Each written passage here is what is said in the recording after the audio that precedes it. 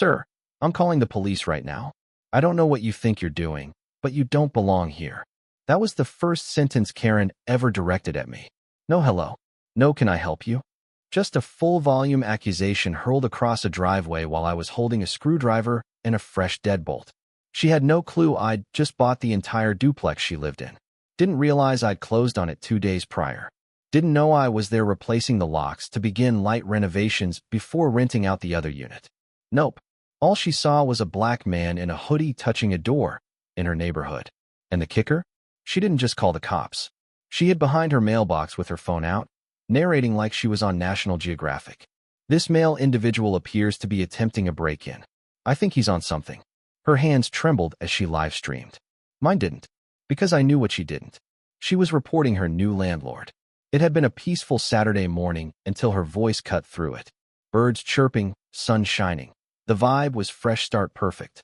I was crouched beside the door of Unit A, the vacant half of the property, savoring the precise clicks of metal sliding into place. I didn't even hear her come up until I felt her stare like heat on the back of my neck. I looked up, and there she was, tight yoga pants, giant sunglasses, arms crossed with all the fury of every HOA meeting ever held. Before I could speak, her voice hit. I'm going to need you to stop whatever you're doing right now. This is private property. I blinked. Yeah, my property. She scoffed like I'd just told her gravity wasn't real. Don't get smart. I've lived here 12 years. I know everyone on this block. The Johnsons used to own this unit, I said, standing and wiping my hands on my jeans. I bought it Wednesday. Jamal Thomas. I offered my hand. She stared at it like I'd held out a tarantula. No handshake. Instead, she whipped out her phone. We'll see what the police have to say about this. And just like that, she was already dialing 911. I heard the call loud and clear. Yes, I'm on Oak Ridge Lane, and there's a suspicious man breaking into a unit. He's saying he owns it, but I know the owners. He's threatening me. I blinked again. Ma'am, I haven't even moved since I stood up. She backed up farther, still filming. He's becoming aggressive now. That's when I laughed. Not because it was funny, but because I couldn't believe what I was hearing. I wasn't even mad yet. That came later. Cops pulled up 7 minutes after her call. That's fast, even for here. 2 cars, lights and sirens blazing like I was a high-value target. I stayed right where I was, arms folded, holding my lease, ID, and deed. The first officer approached cautiously until he saw the paperwork. You Jamal Thomas? I nodded.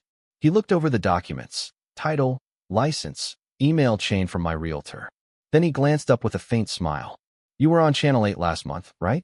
That urban renewal project downtown. That's me. Karen, still shouting from behind a hedge, barked. Are you seriously just going to believe him? He probably faked all that. The officer sighed. Ma'am, everything checks out. He owns the place. You could almost hear her ego collapsing. She tried to salvage it. Well, I was just being cautious. You can't be too careful these days. I shot her a stare sharp enough to cut tile. You're absolutely right. I wouldn't want just anyone around my property.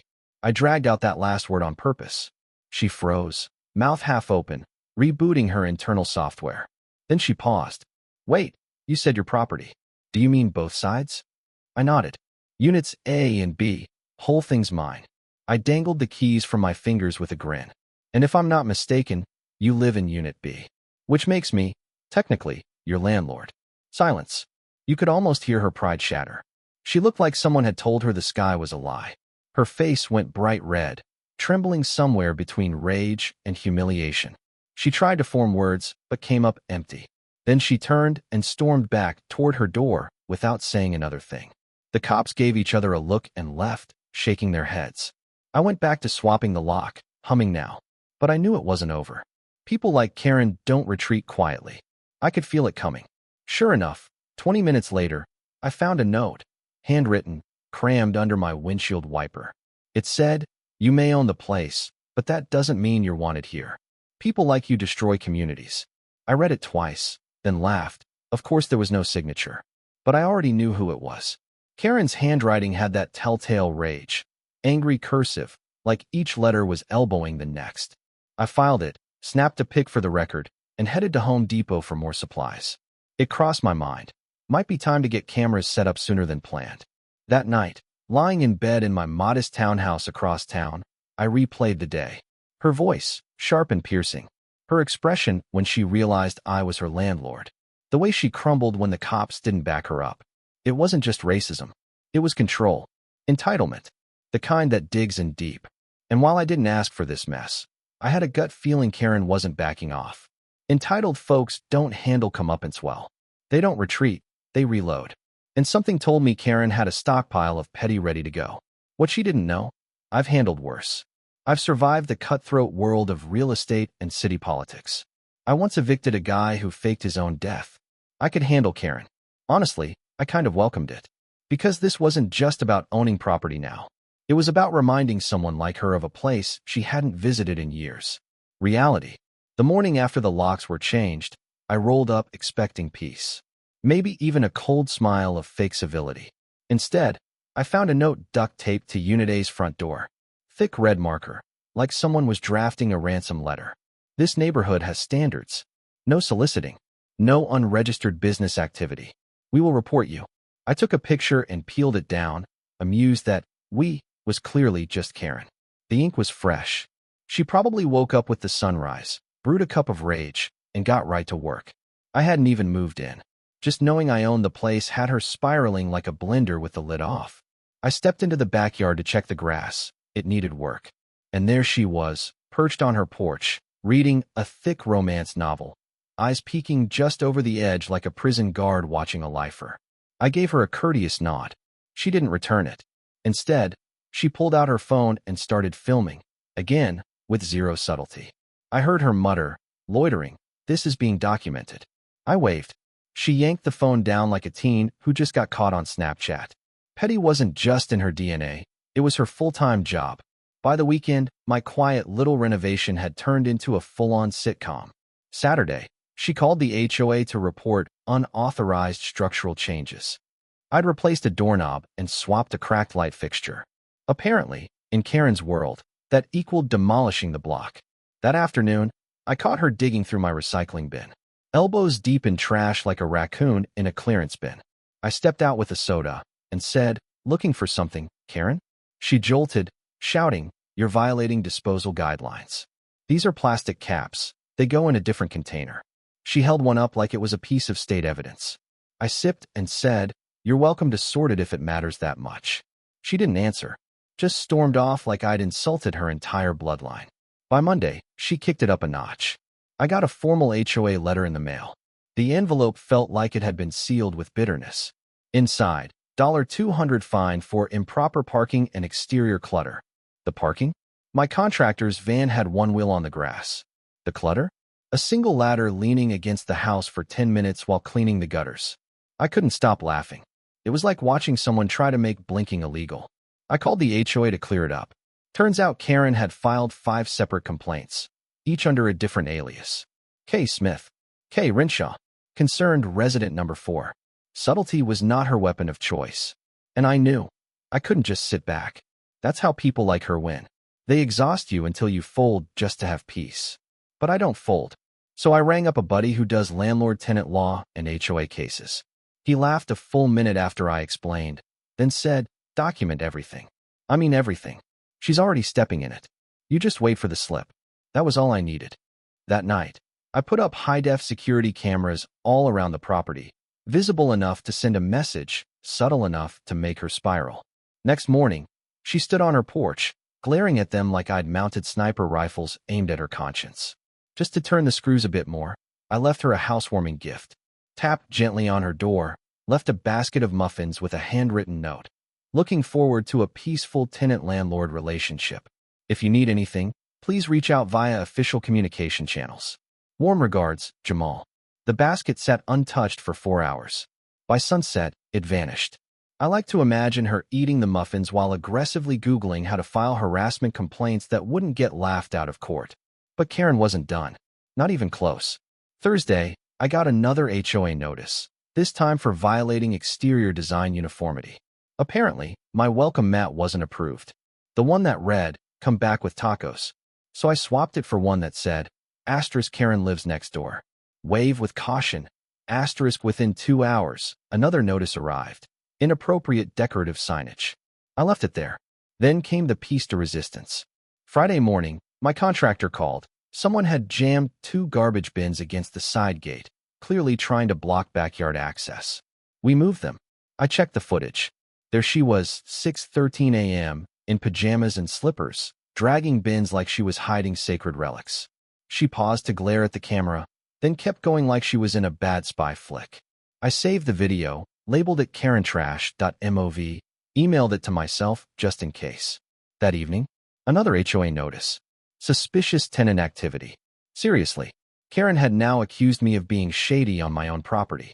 I called the HOA hotline, asked who submitted the complaint. The woman hesitated before whispering, "We're not technically allowed to say, but it's the same person as last time." I asked how many complaints Karen had filed this week. She paused. "Counting today? 9. I could hear the fatigue in her voice. "You're not the first person she's gone after," she said softly, almost like encouragement. "But you might be the first to fight back." Thing is, while Karen was weaponizing welcome mats and trash bins, I was playing the long game. What she didn't realize, in her frenzy to report every imagined infraction, was that the HOA board had recently opened up voting shares.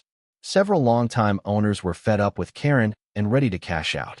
I quietly bought enough to gain influence, enough to attend the next board meeting not as her tenant, but as her new boss.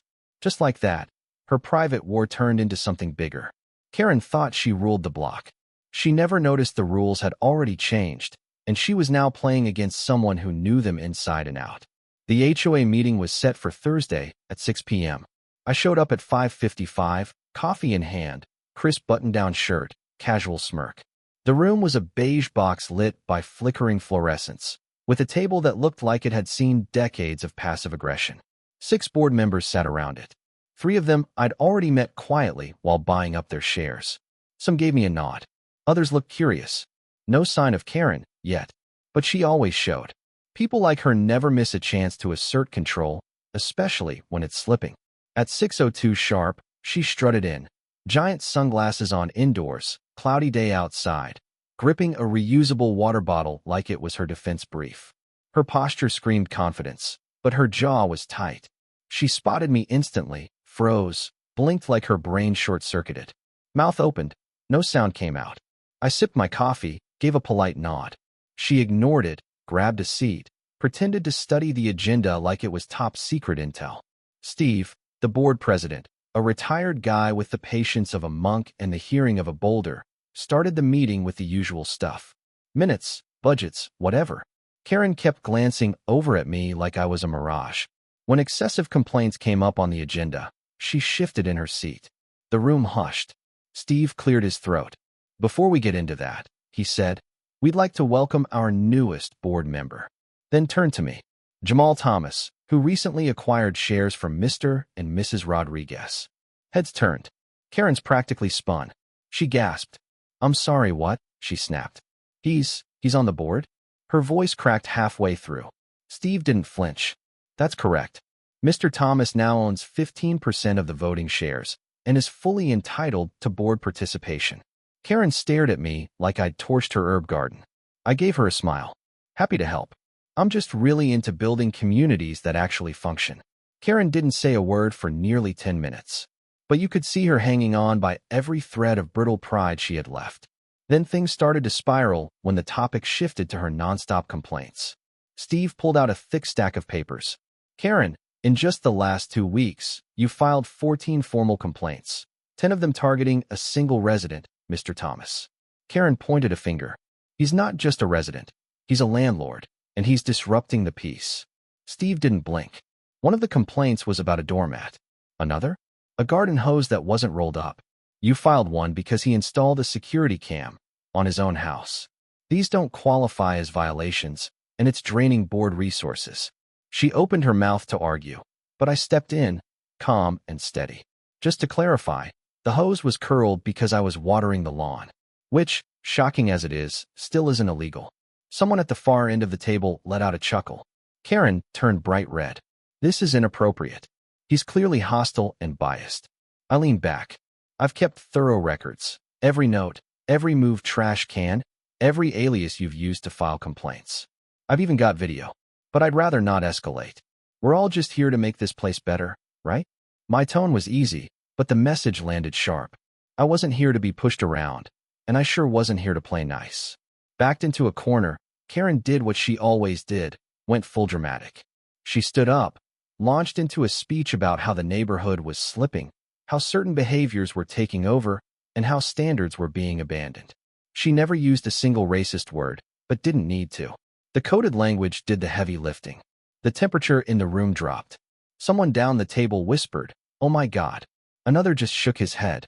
Steve finally cut her off. "Karen, that's enough. This is about governance, not gatekeeping." The board voted 6-1 to censure her formally for harassment and baseless complaints. She was furious, stood trembling, refused to sit. Then she stormed out, slamming the door so hard the blinds shook. Silence. Then someone said, "Well, that went smoother than expected." We moved right into budget updates, and just like that, the Karen cloud cleared. But she didn't wait long to clap back. The next morning, I walked out to find a pile of trash dumped on my doorstep. No bin, just soggy cereal, coffee filters, banana peels. Not even subtle. Thing is, the camera caught her. Robe, slippers, 6:15 a.m., dragging that bag like she was casting a curse. I didn't even get mad. Just played the footage, emailed it to the board with the subject, "Trash fairy caught in the act," and installed another camera. This one aimed straight at her porch. 2 days later, I responded, "Not with garbage. I'm not that petty." I hired a landscaping crew, had them manicure every square inch of my property, including the shared lawn she used. It looked flawless. Bright blooms, fresh mulch, a hedge trimmed into a perfect thumbs up. They left behind a laminated sign that read, "Proudly maintained by your friendly neighborhood landlord." She saw it while checking her mail and groaned, loud. And just when she thought her petty fortress was safe, we found her secret stash. While checking the shared basement with my contractor, we opened a hidden panel. Inside, boxes labeled HOA Docs 2017-2022. Stuff that was supposed to be turned over to the board years ago. Fee receipts, outdated rules, and more damning. Proof she'd been collecting dues in cash from at least 4 tenants off the books. Everything clicked. She wasn't just a busybody. She was a mini dictator running her own shady little kingdom. But now I was on the board, and she was losing her grip fast. She didn't just pick a fight with the wrong neighbor. She picked the worst kind, someone calm, lawful, loaded with receipts, and just the right amount of sarcasm. And trust me, I was only getting started. Karen's spiral into total meltdown didn't explode overnight. It crept in slow, like a downhill slide powered by pride and flat-out denial. After the board meeting disaster and her secret HOA fee collection got exposed, she didn't back down. She lashed out. But instead of some masterstroke or legal move, she did what she did best, waged petty war dressed up in righteousness. She cranked up the complaint machine, this time accusing me of making the neighborhood unsafe, stalking her, and, seriously, ringing her doorbell too much. I hadn't even touched her bell, but logic left the building right along with her dignity. Another letter from the HOA showed up. This one read more like an apology than a threat. It felt like they were just covering bases. A handwritten note from Steve at the bottom said, "We're working on it. Hang tight." That same day, something much bigger arrived. A certified notice of non-payment. Karen hadn't paid rent for the second month in a row, even after the updated lease, even after reminders, even after loudly saying, "I don't recognize your authority as my landlord." Didn't shock me. Karen didn't just disagree. She denied reality itself. To her, I was some illusion she expected to blink away.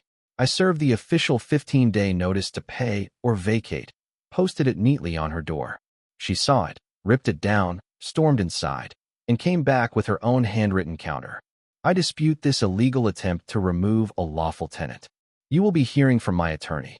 She slapped it up in the exact same spot, right beneath my security cam. I laughed, peeled it off, and walked back to my car. I'd seen this routine before. Delay, distract, confuse. But what Karen didn't know was I'd handled every trick in the book over the years. She thought she'd wear me out. But I had time. I had the law. And I had coffee. While the eviction processed, Karen launched her version of a revolution. She called it a neighborhood rally for justice. Really, it was just a sad backyard party with a fence sign that said, "Stop the tyrant landlord." She sent out invites through a clunky email thread, even CCNG people who'd moved out years ago. One neighbor forwarded it to me with the subject, "Karen's lost it." The invite promised food, music, and a message against exploitation. Nobody asked who was being exploited. I knew it would flop. The day came. I peeked through the blinds around 2 p.m., folding chairs, a Bluetooth speaker blasting 90s protest songs, and a sad tray of hummus. 3 people came. One left in 5 minutes. One was clearly her sister, same haircut. The last was a DoorDash guy who stayed for chips and left with a free shirt. At 2:40, a city inspector showed up, clipboard in hand, responding to a noise complaint. While there, he found multiple violations, an open grill stored wrong, exposed porch wiring, and a busted fence panel she blamed on the wind. She got a warning, clean it up or get fined. I didn't lift a finger. Karma brought a clipboard. Still, that wasn't rock bottom. That came when Karen's antics hit the local news. Turns out, a neighbor had been quietly recording everything. Even I didn't know. They sent the footage and timeline to a reporter known for covering HOA train wrecks. The segment aired Sunday evening. HOA board member tries to evict her own landlord. Clips from the 911 call, trash-tossing footage, a zoomed-in shot of her handwritten rant. It all aired. The anchor's face said everything. By Monday, Karen was a meme. "You can't evict me. I pay the HOA in cash," started trending. Her employer, a mid-sized accounting firm, didn't play. She walked in like nothing happened, but by lunch, HR had seen the story. By 2 p.m., she was out the door. That afternoon, I watched her drag herself home. Shoulders slumped, makeup smeared, eyes puffy. For a second, I felt bad. Then I remembered the banana peels on my porch, the fake violations, the racial profiling, the stress. Sympathy has limits. By week's end, the eviction was official. She hadn't paid.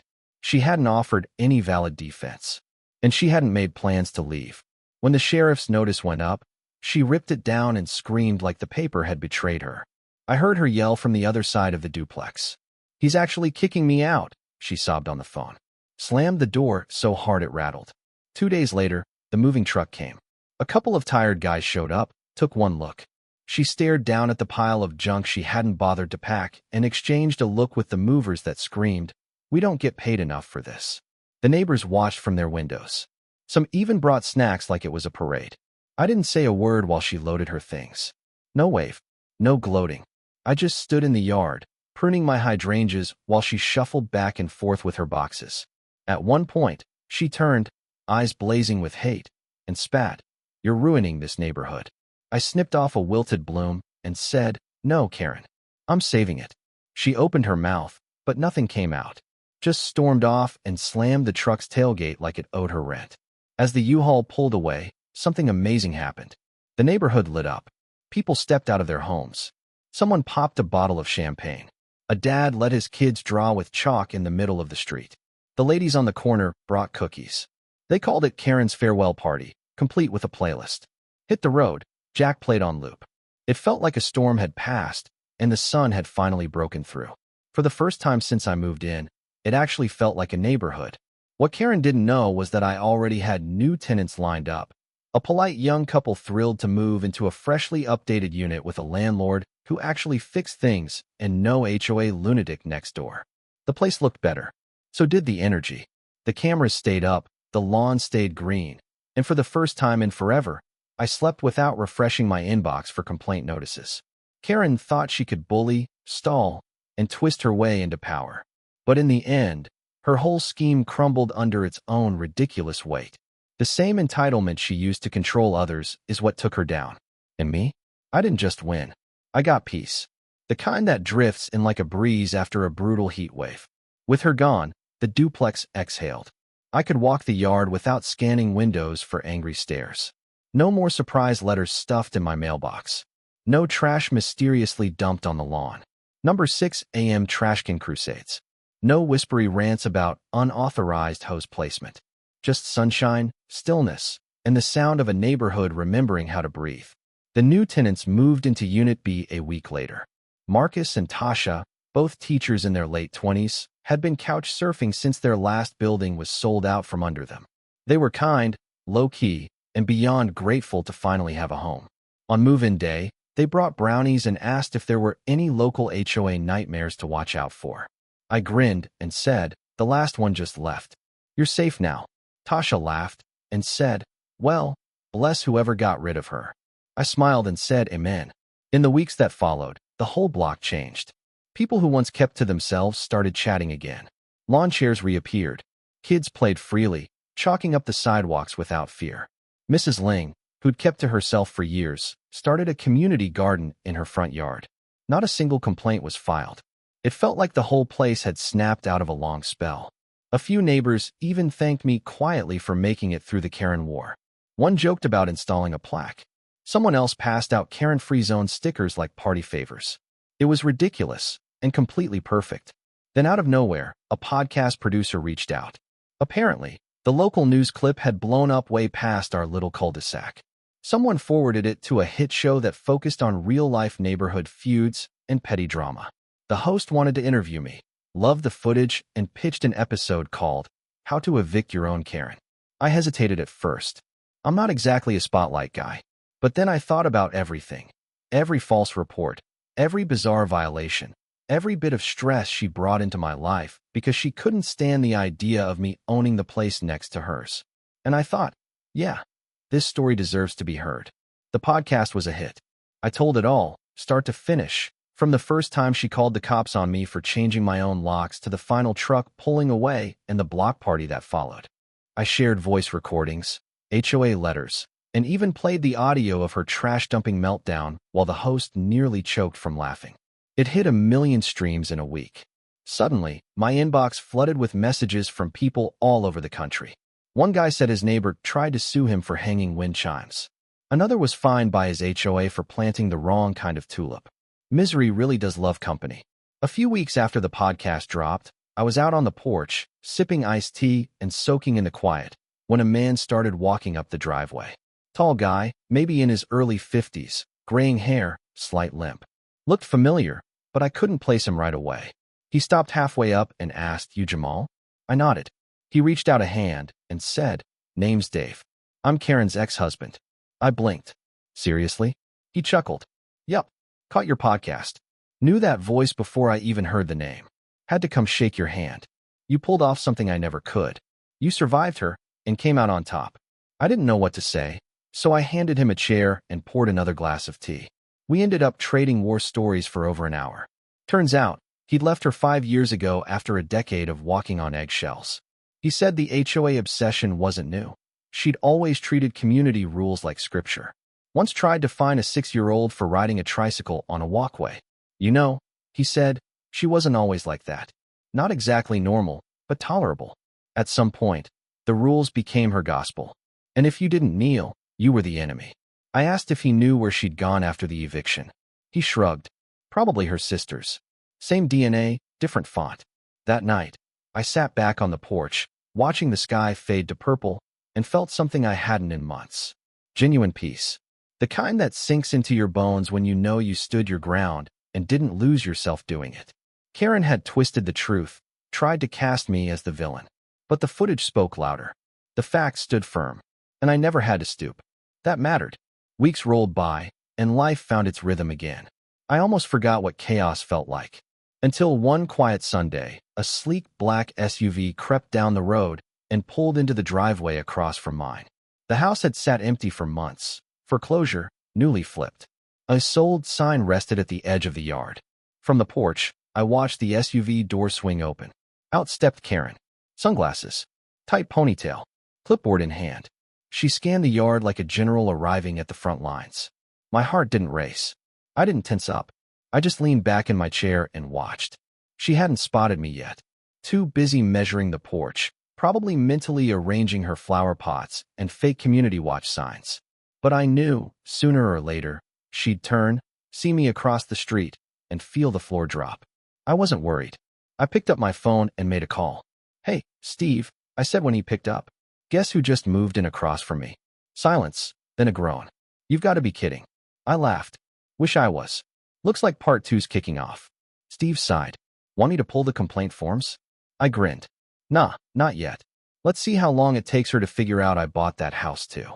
What Karen didn't know was that the property had been listed by the same agent who helped me close on the duplex.